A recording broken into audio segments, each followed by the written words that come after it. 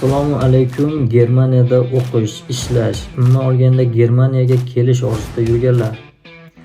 Bugun biz sizlar bilan Ausbildung, ya'ni Germaniyada Ausbildung 3 yillik ta'lim haqida gaplashamiz.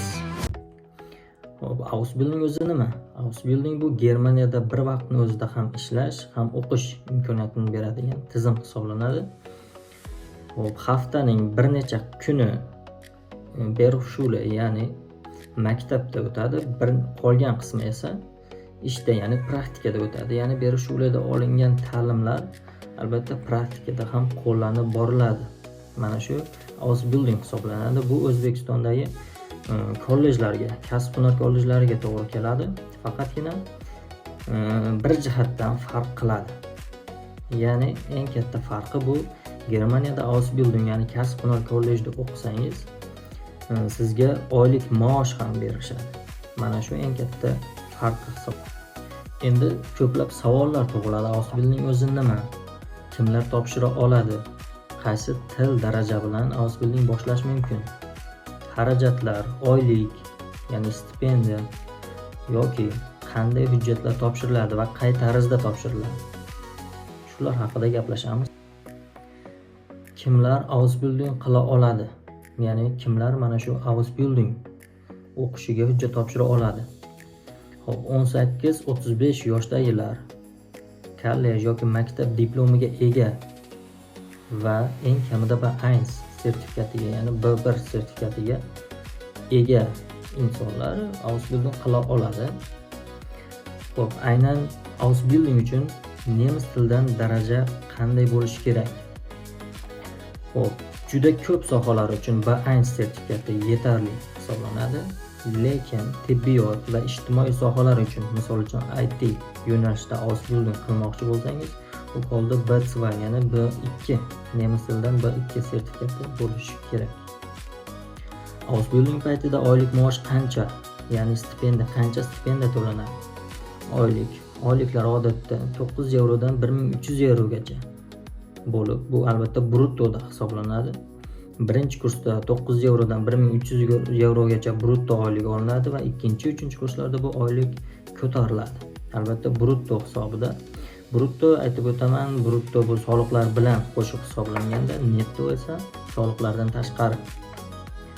Ausbildung tomonidan beriladigan stipendiya, ya'ni oylik maoshga yashash mumkinmi? Albatta mumkin, agarda siz kvartirasi arzon shaharlarda Ausbildung qilayotgan bo'lsangiz, u holda stipendiya, Ausbildung tomonidan beriladigan oylik maoshga yashay olasiz. Ammo lekin biroq katta shaharlarda, ya'ni kvartirasi qimmat bo'lgan shaharlarda bu biroz qiyin. Shuning uchun siz yordam puli yoki nebenjob, minijob qilishingiz mumkin. Bu qanday ish? Ya'ni nebenjob, minijob bu qanday turdagi ish? Bu asosan talabalar yoki da Ausbildung qilayotgan talabalar qiladigan ish hisoblanadi. Bu chegaralangan sohot, ya'ni chegaralangan maoshga ishlaydigan ish hisoblanadi. Ausbildung qilish uchun qanday hujjatlar kerak bo'ladi? Ausbildung qilish uchun albatta pasport, diplom ya'ni maktab yoki kollej diplomi, til sertifikati, eng kamida B1, B1 sertifikati nemis tilidan. Keyin Lebenslauf, tarjimai hol, ya'ni CV kerak bo'ladi va motivatsion schreiben, ya'ni motivatsion xat. Yuqorida hujjatlarni qayerga va qanday topshiriladi? Ausbildung qilish uchun juda ko'p saytlar mavjud. Ya'ni Ausbildungga hujjatlar topshirish uchun buni internetdan, Googledan so'rab bilishingiz mumkin. Albatta men ham yozib qoldiraman. Quyidagi saytlar Ausbildung qilish uchun hujjatlar topshiriladigan saytlar hisoblanadi. Men o'zim maslahat bergan bo'lardim. Faqatgina bir marta ariza berish kerak emas. Albatta o'nlab, yuzlab, hattoki 200 talab ariza xati yozishga harakat qiling.